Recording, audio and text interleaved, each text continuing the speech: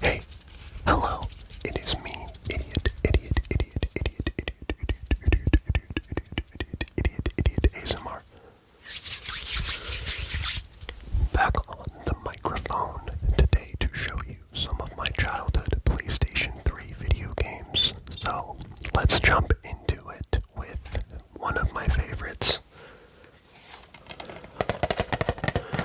It's Call of Duty Black Ops, the original first game in the Call of Duty Black Ops series.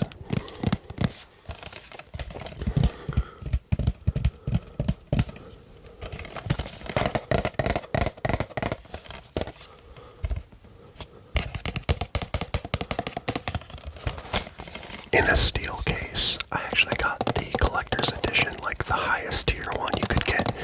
It came with a remote controlled RCXD that did not explode in real life, but it did have a camera on it so you could sort of see what it was seeing.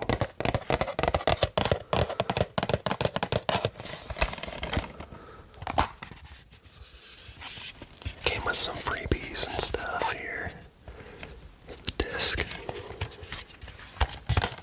But yeah, this was probably my first Call of Duty game. Not the first one that I had ever played, but the first one that I had owned. I had played Modern Warfare 2 before this. And honestly, some of the other ones too, like some of the OG, like Call of Duty 3. But this is a great game. I remember enjoying using the AUG, the FAMAS. Those are guns in the game.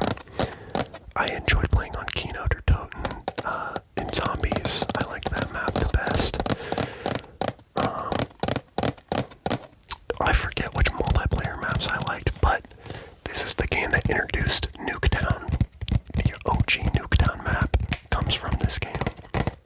So that was big. Some of the other maps that I can remember are Black Ops 2 maps, like Hijacked, the boat. But yeah, I just really enjoyed this game. And I played it a lot. It was, definitely prestiged multiple times in this.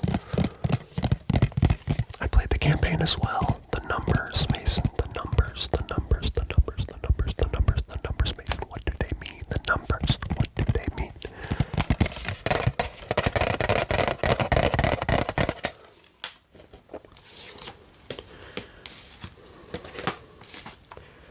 Alright, let's jump into some PlayStation Move games. That was like their Wii knockoff, right? Like they were trying to be like the Wii and have motion controls.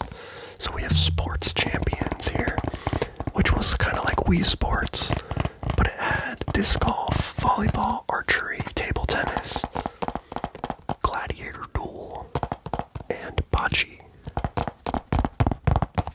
I remember just how cool the motion controls felt at this time. They were a lot more reliable and precise than the Wii remotes were at the time.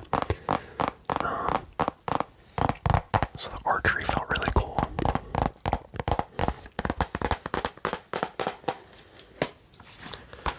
This one is called iPet.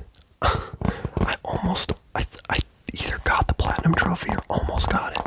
But this was a fun game because it used a camera to show you in your living room, and it would, on the TV, project, a animal that you could create and style and everything. And bathe and hang out with and take pictures of.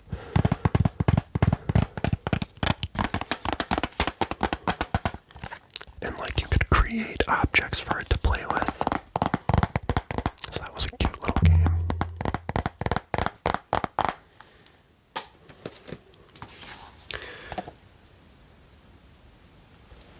Okay, Marvel Ultimate Alliance 2.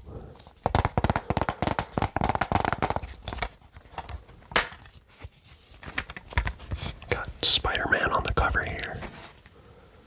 You got Wolverine, Deadpool, Iron Man, Venom, Captain America, and the Hulk as well in there. Got the Hulk over here.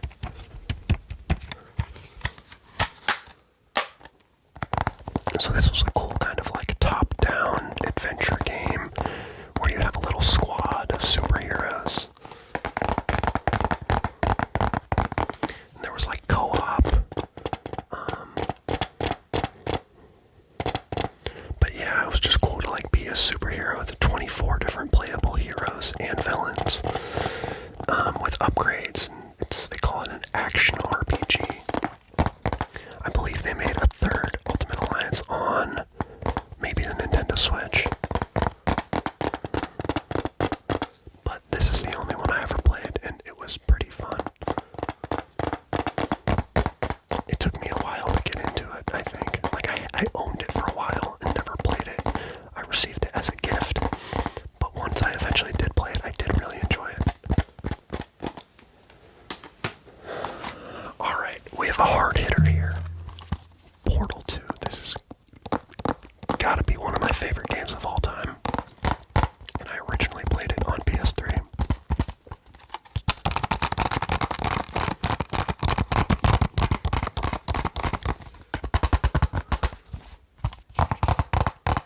You play as Chell in Aperture Laboratories, and it's like a first-person game, but it's not really a shooter, but you are shooting these portals to travel through, to solve puzzles, so it's like a first-person puzzle game.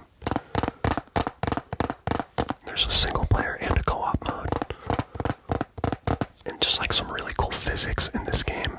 And I love the soundtrack. I love the aesthetic, the vibe. Like, I wish Valve still made video games because this one is just so fantastic. Like, the vibes of this game have stayed with me for a decade.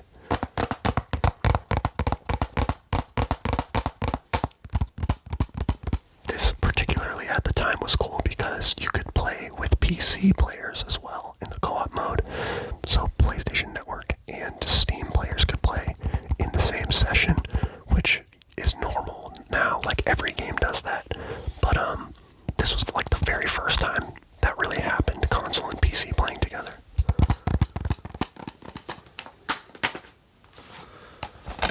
Ratchet and Clank, All for One. This was like a similar format to Ultimate Alliance, kind of, where you have your squad of playable characters with you.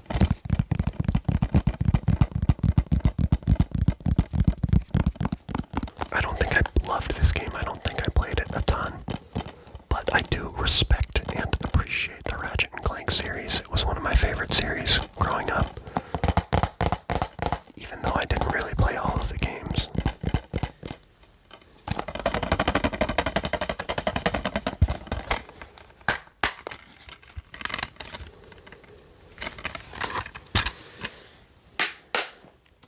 Now, an actual good Ratchet and Clank game is this one.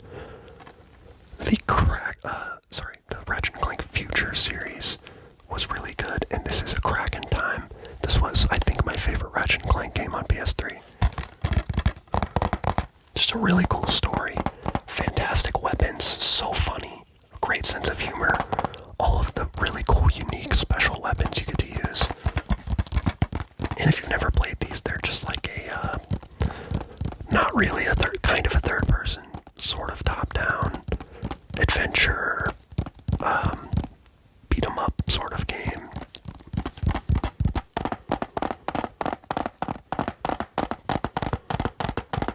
Just with the craziest weapon selection ever. So many different weapons. And I remember this one having a good story too.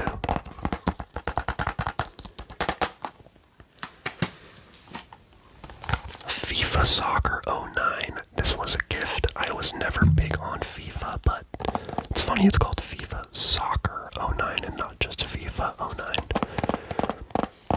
Played this a little bit. I remember there being a few good songs on the soundtrack, as FIFA tends to always have a few bangers in there.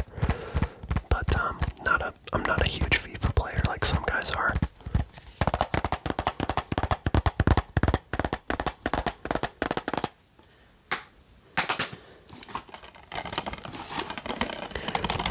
We have two Skylanders games, Skylanders Giants and Skylanders Swap Force. sort of like amiibo, like the little action figures that you touch to a device that's plugged into your PS3 so that you can then play as those characters. I'm now realizing how many games are so similar playstyle in this time. Like these, or even Ratchet and Clank. Like those very similar playstyles, just adventure, third-person adventure games.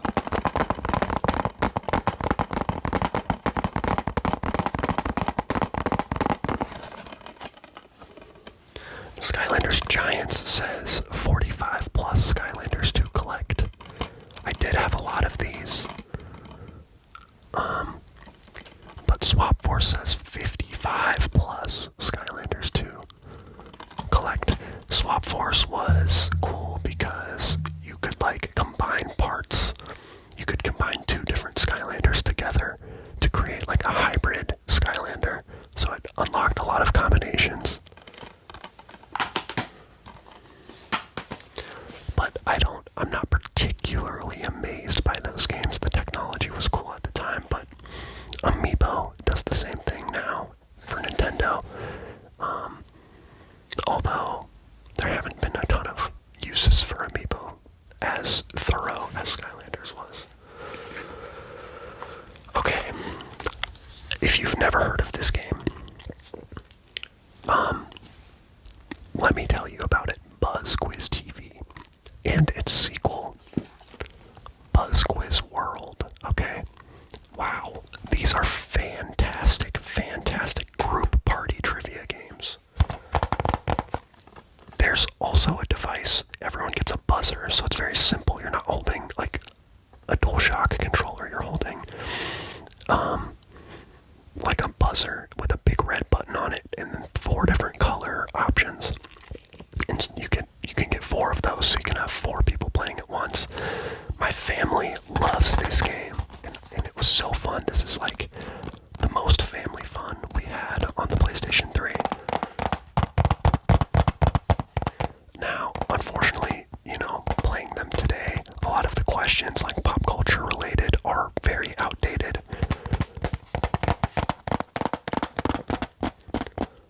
But yeah, I just love these games. They're so good. They also have, the characters in them are very unique. Like, one of them kind of looks like Darth Vader or like Zurg from Buzz Lightyear. There's Quizman. He's like a big macho buff quiz guy. Kind of looks like Superman. And this guy's kind of got like a British maybe accent. Big sense of humor in these games, which is why they're rated T for teen.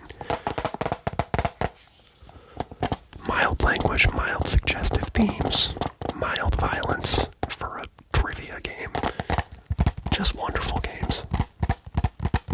This one has a lot of new modes in it. Like each round of trivia was a different mode.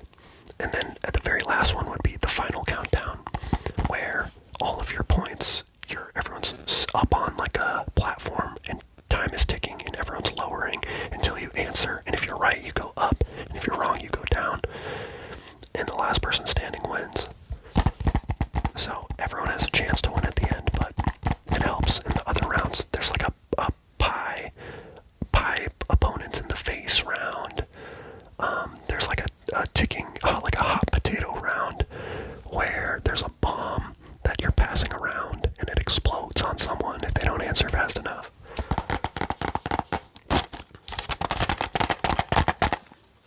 Just so fun. I love those games. So let's jump into some Lego games here. Lego Batman, the video game. This is a great, really good Lego game. I enjoyed this one a lot. I think it was simple enough that it wasn't too complicated, and it was just really good. And I haven't played a ton of the recent Lego games, but I had played this one. I had played like Lego Indiana Jones. I had played Lego Star Wars, and I really like what this one did. I think it's dang near perfect for a Lego game. Gotham City is falling to pieces. Now, I did spend a lot of time in this game, Lego Harry Potter little bit of time in years 5 through 7. I think I enjoyed 1 through 4 more. These games are very complicated. You're casting spells, you're running around Hogwarts. There's like an overworld of Hogwarts. Like, it's just a little... Sometimes you get lost on like where to go and what to do. Like, these games are low-key somewhat difficult, I think, for a kid. They're kind of hard to follow sometimes, so I don't love these LEGO games as much as some of the other ones. But it is still fun to play, you know, as Harry Potter in Hogwarts. You know, there's like a Quidditch level, like all of the things, all of the years 1 through 7.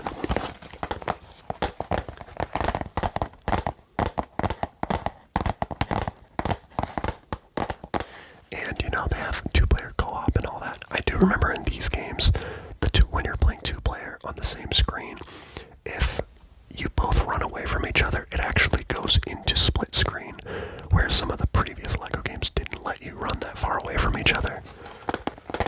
So they definitely did try to improve a lot of things with these.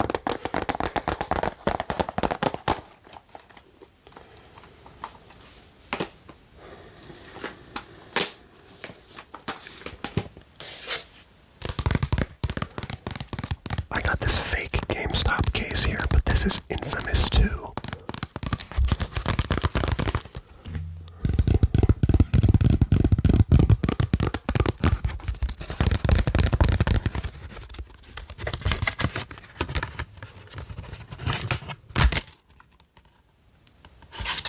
It is still in there. None of these games have been played in years. Okay, the Infamous series. In like 2010, when the PlayStation Network was shut down by hackers or whatever, and it was down for like over a month.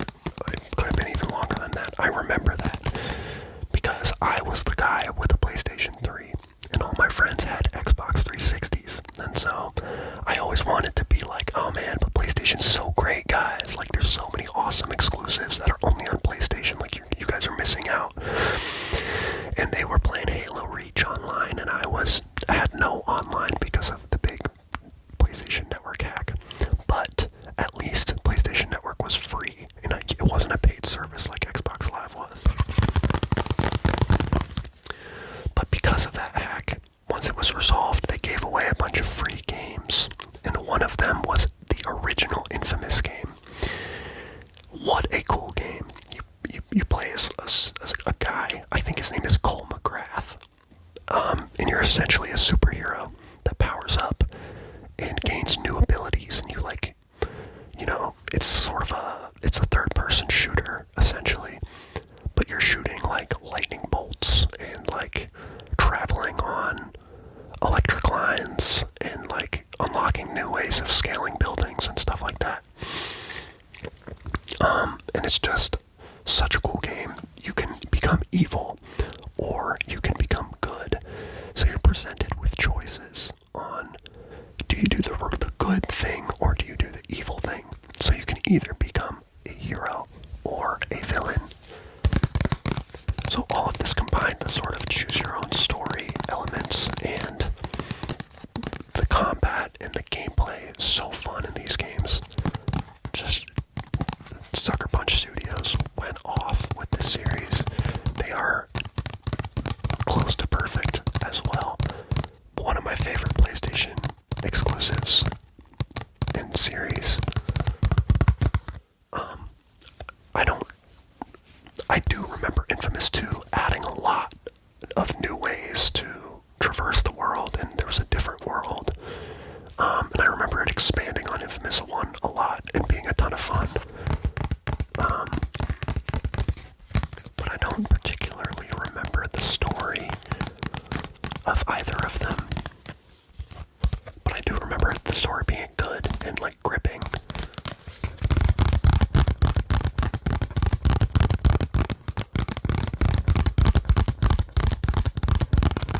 So yeah, I highly recommend playing these Infamous games, Infamous 1 and 2, or just play the one on PS4, Infamous Second Son.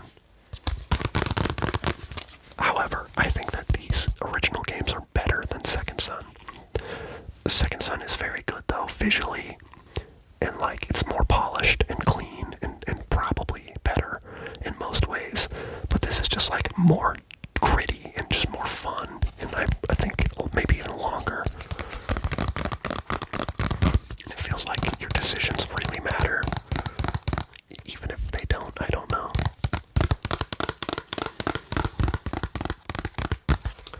Rated T for teen, though. A little bit of blood in here. A little bit of language. Use of alcohol.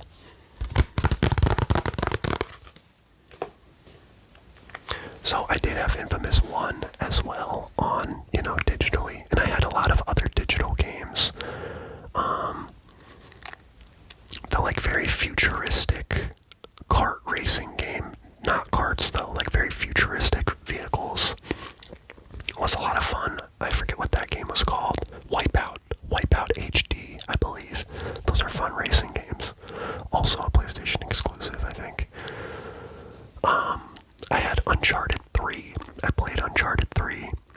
Fun game, I just think that Infamous, to me, was more fun than Uncharted.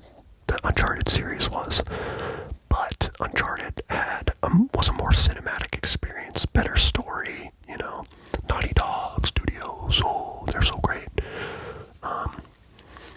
But Uncharted 3, big set pieces, like really cool environments, like they bring different things to the table. But just for me, just gameplay wise, I just really enjoyed Infamous a little bit more than Uncharted. And I don't think I ever finished Uncharted 1 or 2, so I'm not even really one to talk. I did fully complete Uncharted 3. Some fun puzzles in there, some fun combat, very cinematic, big movie scenes. Nathan Drake is a cool name.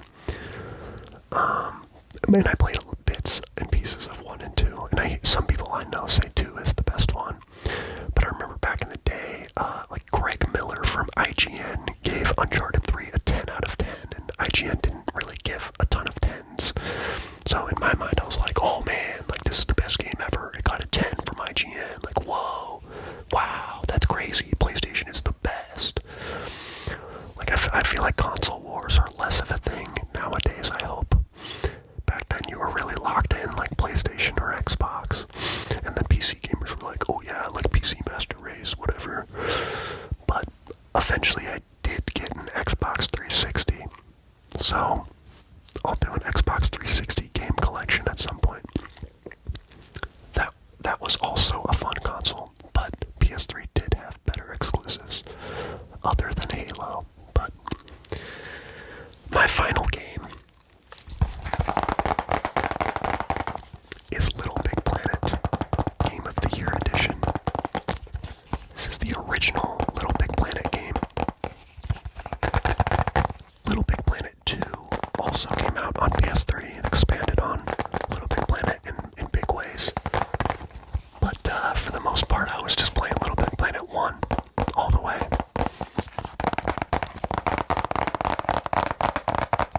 Guys, this was one of my first PS3 games. I was so young when I had this game. And it is life-changing. This game changed my life. I think it made me more creative. It was an online community of creators, essentially, making levels. This game is a 2D platformer, like Mario. It's like PlayStation's Mario, and it just does it better. It's so good. You play as Sackboy. You can customize your character. You can wear whatever you want. You can slap other characters. It had great online support. You could play levels with all your friends. You could play levels locally with friends, like local co-op. You can't beat it. There was a paintball gun. They had a lot of other games like integrate, like you could buy costumes of characters from other games. Metal Gear Solid Snake, you could be Snake. There were levels, themed levels that you could play based on other video games. And each like planet or world or whatever, all the levels in this game are so much fun. Even just the home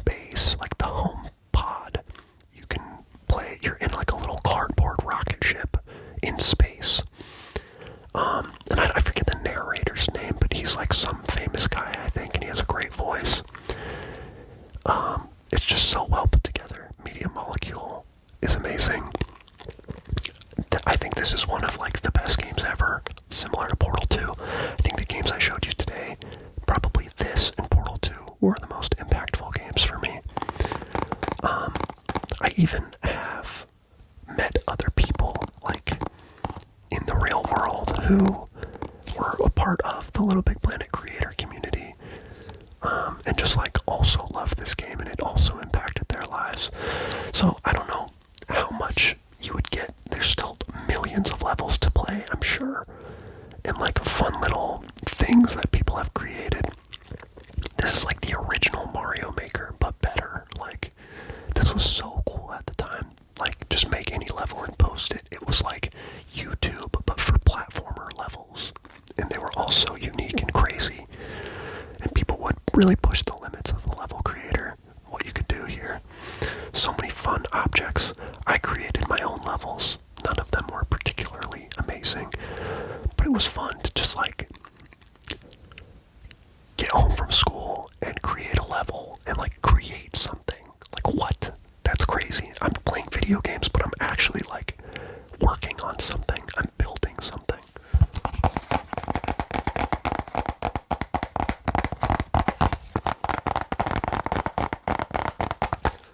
So, thank you, Media Molecule. Thank you, Little Big Planet. So many wonderful, wonderful emotions attached to this game. So much nostalgia. It was a simpler time playing Little Big Planet, you know?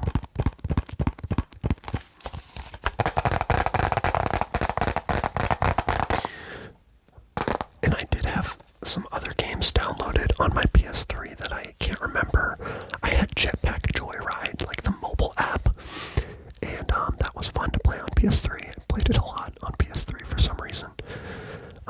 You know, used Netflix on the PS3 a lot.